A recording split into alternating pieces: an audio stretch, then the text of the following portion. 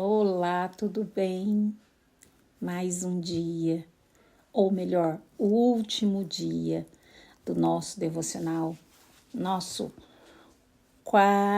Até procurei aqui, 40º dia.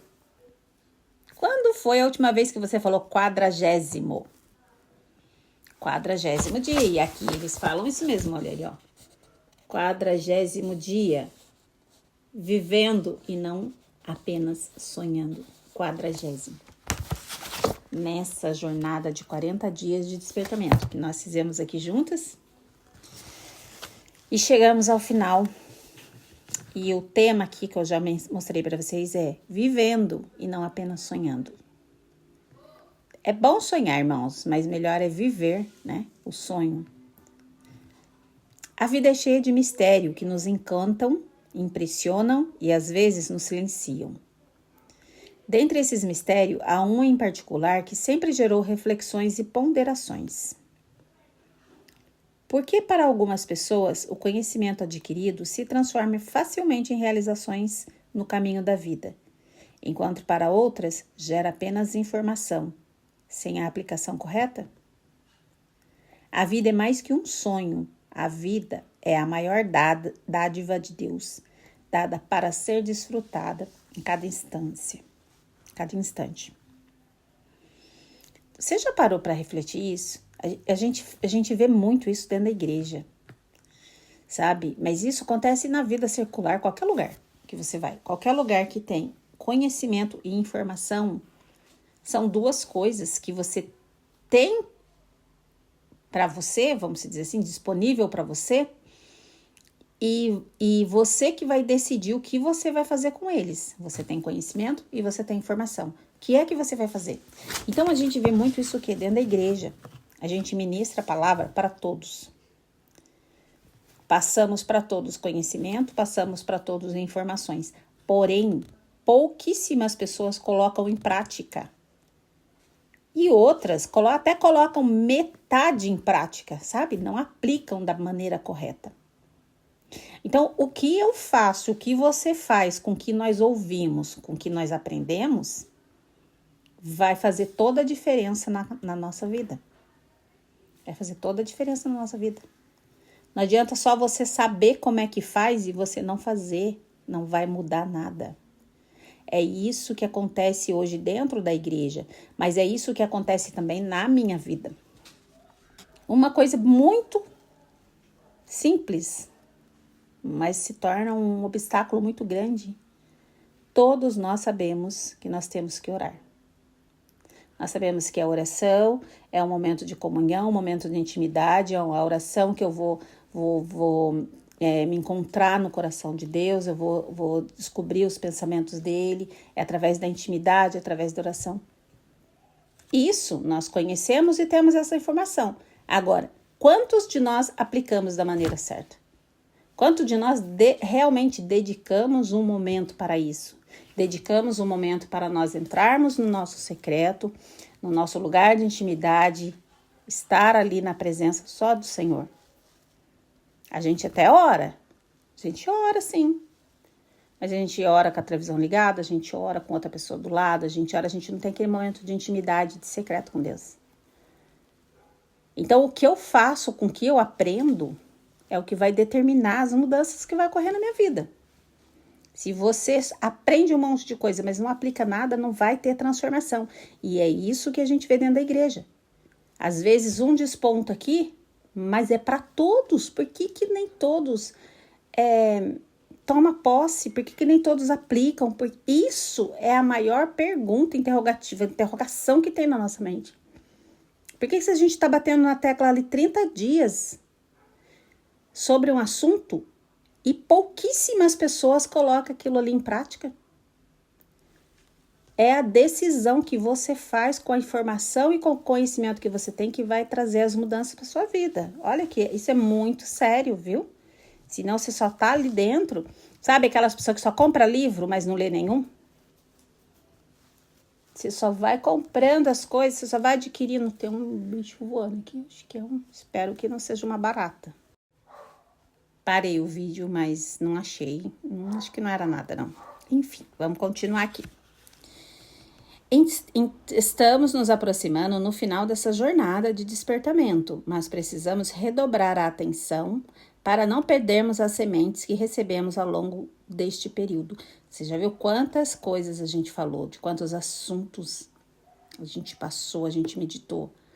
Compartilhei coisas da Bíblia, compartilhei alguns assuntos pessoais aqui, algumas coisas que aconteceram comigo mesmo. Então foram muitos compartilhamentos, foram muitas experiências, foram muitas sementes que nós recebemos aqui. E a gente precisa tomar cuidado para a gente não perder isso, tá? Existe uma parábola no Evangelho que nos auxilia nesse momento, a parábola do semeador. No processo da semeadura, algumas sementes caíram à beira do caminho, outras em meio a pedras e espinhos. Algumas foram apanhadas pelos pássaros, sufocadas pelos espinhos ou queimadas pelo calor do sol. Porém, algumas caíram em terra boa, onde puderam se desenvolver e crescer. Marcos 4. Jesus explica aos seus discípulos, a semente representa a palavra de Deus, que é a explicação de Jesus. Os pássaros simbolizam Satanás, que rouba a semente, caída à beira do caminho. Os pedregais representam tribulações e condições do coração que impedem o aprofundamento da semente. Os espinhos simbolizam as distrações do mundo que sufocam o crescimento da semente. Por fim, a terra boa representa o coração preparado para receber a palavra de Deus. Então, da mesma forma que tem aquela parábola do semeador, né? O semeador saiu a semear e ele vai lançando as sementes. Aqui, todo dia, eu lancei sementes aqui nesse vídeo. Às vezes, você ouviu rápido, você não deu tanta atenção para a palavra pode ter caído aí no meio dos espinhos, no meio das pedras. Não caiu numa semente profunda, numa terra profunda, a fim de criar raiz. Então, vai muito assim da condição que eu estou quando eu estou recebendo, tanto aqui no vídeo, quanto na igreja, quanto em qualquer lugar que você vai. Pega aí a vida secular. O aluno vai para a escola, passa o ano inteiro lá. Se você perguntar para ele o que ele aprendeu em geografia, sei lá, em matemática, ele não sabe. Porque ele estava lá, ele ouviu, porém ele não assimilou, ele não entendeu e ele não exercitou, ele não aplicou e ele esqueceu. E isso é comigo e com você, isso é em todos os lugares. É dentro da igreja, na nossa vida secular, em todos os lugares. A gente recebe sementes, a gente recebe coisas de conhecimento. E se a gente não aplicar aquilo ali, a gente vai esquecer. Essa parábola ilustra o caminho entre saber e fazer. Eu sei o que é para fazer, mas eu estou fazendo? Você sabe o que você tem que fazer, mas você está fazendo? Tanto o semeador quanto a semente permanecem inalterados. O que muda são as contingências, as situações e as interferências que influenciam diretamente o processo do desenvolvimento da semente. Semeador, no caso, quem está ministrando a palavra. Aqui eu lancei sementes aqui. Então, aqui no vídeo eu sou a semeadora. Eu lancei sementes. Então, tanto eu quanto a semente permanece inalterado. Agora, o que vai fazer diferença é aonde que essa semente vai cair. É na terra, na profundidade, né? Aonde que essa semente vai cair. Então, a gente vê aqui 3 tipos de interferências que Jesus disse. Interferência espiritual. Interferência espiritual, que faz com que você perca a semente, tá? Essas 3 interferências aqui é que faz com que essa semente não produza, que você não venha colher frutos dela. A parábola revela uma realidade espiritual que busca roubar o conhecimento de Deus do coração do homem. Por isso, as escrituras tratam o mundo espiritual não como algo subjetivo, mas como uma realidade concreta. Paulo escreveu: porque não temos que lutar contra carne e sangue, mas contra os principados, contra as potestades, contra os príncipes das trevas deste século, contra as hostes espirituais da maldade nas regiões celestiais. Efésios 6:12. Então, qual que é a primeira interferência que tenta fazer com que a semente não gere na tua vida, que você não consiga colher os frutos da semente que você tem recebido em qualquer lugar? Essa interferência espiritual, ela vem para realmente roubar o conhecimento de Deus no seu coração.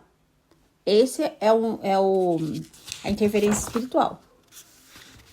Porém, Paulo diz que a nossa luta não é contra a carne, ou melhor, não temos que lutar contra a carne nem contra o sangue. Nossa luta não é contra o pregador, não é contra o nosso irmão. Nossa luta é contra as hostes, as potestades, os principados nas regiões celestiais. É contra ele. A nossa luta não é com o que a gente vê, não é com o que a gente toca. É a nossa luta espiritual.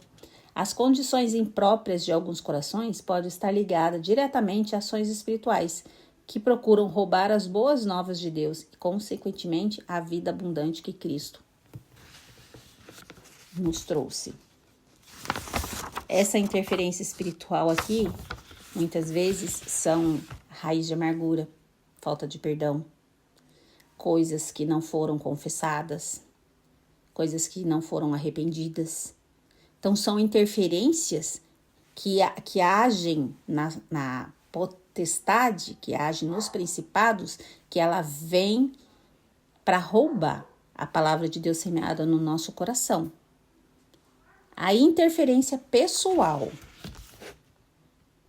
Então, teve a espiritual, que são os demônios, os principados e as potestades, e as maldades nas regiões celestiais. Tá? Então, ela vem por causa de algo que tem na minha vida, algo oculto, algo escondido, algo não confessado.